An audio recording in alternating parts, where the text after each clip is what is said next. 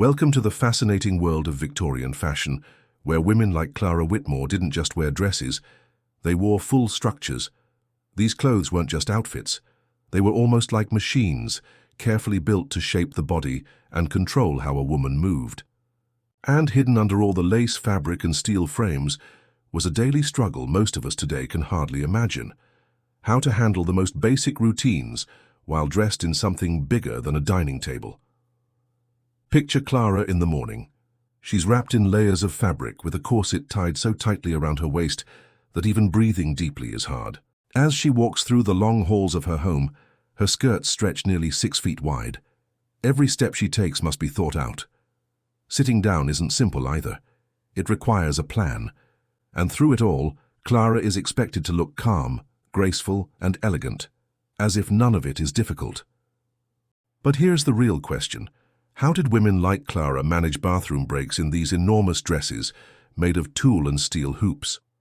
To understand that, we need to look at the start of a normal day in a Victorian woman's life, getting dressed. It wasn't just a matter of slipping on a gown, it was a whole process. The first layer was a thin linen shift, a plain white dress worn closest to the skin. This piece was very important because it protected the expensive outer garments from sweat and dirt.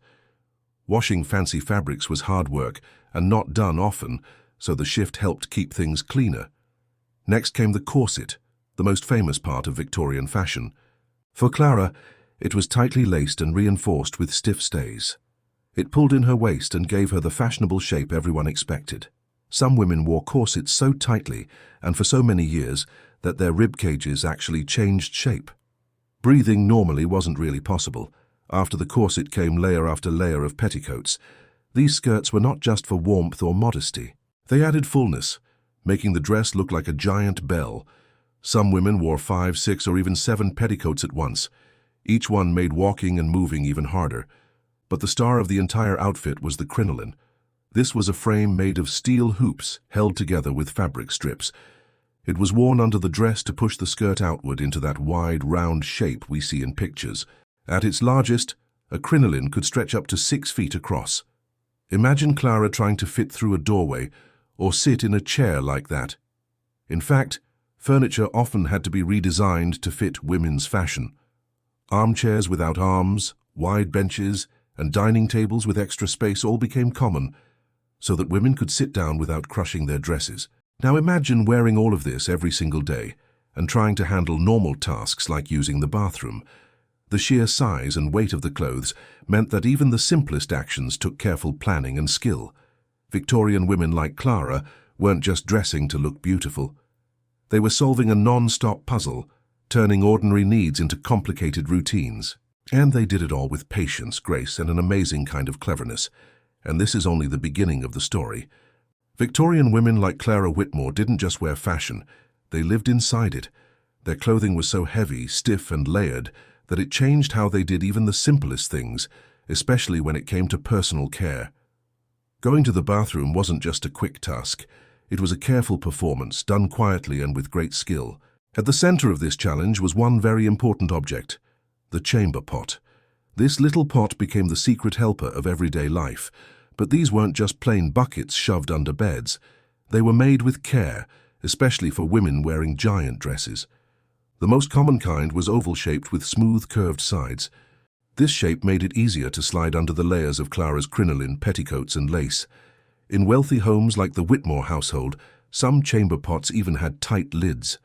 These lids didn't just keep bad smells away, they also acted as a quiet signal. When the lid was closed, it meant the pot was ready for a servant to empty, and no words had to be spoken. The fancier families hid their chamber pots in clever ways. Special furniture doubled as secret storage. A beautiful wooden chair might open to reveal a pot inside. Cabinets and commodes were built to look stylish while secretly holding these necessary tools. It was both practical and a kind of art. Behind the scenes, servants like Eleanor Briggs, Clara's lady's maid, worked hard to keep everything clean and private. Their job was more than just emptying pots. It required perfect timing, careful coordination, and absolute discretion. They were like the backstage crew in a play, always present but never meant to be noticed. Now let's think about the logistics. Clara couldn't simply lift her skirts and be done. She wore nearly 20 pounds of fabric and steel, almost like being inside a cage. To use the chamber pot, she had to follow a special method, part dance and part engineering trick. The chamber pot would be placed carefully under her dress. With small practiced movements, Clara would adjust her body and shift the layers of fabric just enough. Without unbuttoning or removing a single piece of clothing, she could finish her business. No zippers existed, and no shortcuts, just posture control, balance, and patience. At big parties or dances, things became even more organized. Wealthy homes and ballrooms often had retiring rooms, special private areas for women to step away and refresh themselves. These weren't empty rooms with mirrors. They were fully staffed lounges where maids like Eleanor quietly helped with skirts, timing, and cleanup. Everything was done so that women could rejoin the party looking as if nothing had happened. It wasn't just about function. It was an art. Women like Clara trained themselves to handle personal needs without anyone noticing. This quiet skill was passed down from mothers to daughters, and every move had to look graceful. They lived their lives almost like stage performers, always poised, always elegant, even while dealing with what was, in truth, a very complicated routine. Handling all this clothing took an amazing amount of skill, and sometimes it felt like a small miracle of coordination. But here's something surprising. For much of the Victorian era, many women didn't wear underwear the way we think of it today. The giant skirts themselves were thought to give enough coverage. At first, people didn't see a need for another layer beneath everything. But this led to some very real problems. Imagine Clara Whitmore walking down a windy cobblestone street in London. Suddenly, a strong gust of wind catches her crinoline, flipping the whole structure upward like an umbrella turning inside out. With no proper undergarments, well, her modesty could disappear in an instant. These accidents happened so often that society had to come up with a better solution. The answer was a new kind of clothing called split drawers. Split drawers weren't like the underwear we know today. They were basically two separate pant legs tied together only at the waistband, with an open seam down the middle. This design was brilliant. It gave women the modesty they needed while still allowing them to use the chamber pot, without taking off layers of skirts and corsets. Clara quickly adopted this new style, as did many other women, especially in the upper classes. For parties, dances, and formal dinners, split drawers were almost essential. They made life just a little easier, in a world where clothing often made even the simplest things complicated. But underwear wasn't the only challenge. Everyday life in Victorian clothing required careful planning, silent teamwork, and an almost architectural understanding of how dresses were built. Women like Clara and her maid Eleanor Briggs became experts in handling these outfits. They had to stay fresh and clean beneath layers of fabric without the modern conveniences we have today. Take toilet paper, for example. The kind we use now wasn't widely available during most of the Victorian era. People used whatever they had nearby. For poor or working-class families, this might mean torn-out pages from newspapers or catalogues. In the countryside, soft leaves or cloth rags were common, but for wealthy women like Clara and her sister Margaret Whitmore, the approach was more refined. They used small squares of soft linen cloth, which could be washed and reused. It was considered a sign of good manners and high class, and it was much more comfortable than rough paper or leaves. So while working-class women managed with simple and often rough materials, wealthier families enjoyed a bit more comfort. But no matter the class, every woman had to figure out her own way to stay clean and dignified beneath the heavy layers of her dress. In wealthier homes like the Whitmore household, women such as Clara Whitmore and her sister Margaret had the comfort of soft linen cloths instead of rough paper. These cloths were cut into small squares and washed carefully with the laundry. They weren't just practical, they were also a sign of gentility, showing how much class could shape even the most private routines.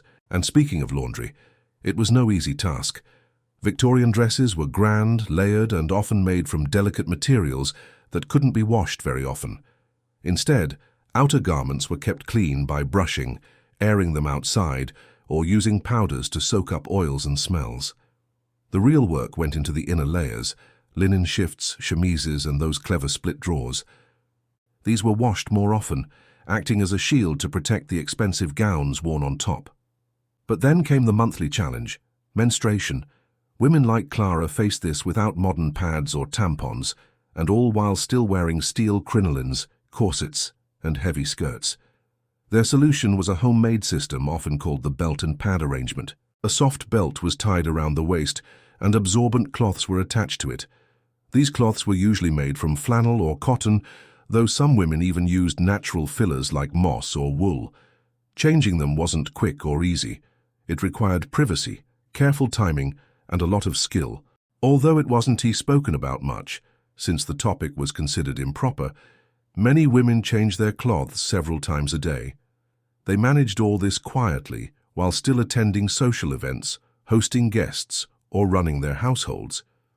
Mothers taught daughters the methods, and ladies' maids like Eleanor Briggs were there to help if needed. Entire households were designed to keep these private routines hidden from public view. Everything had to look calm and graceful on the surface, no matter what was happening behind the scenes. Through it all, women like Clara and Margaret carried themselves with elegance.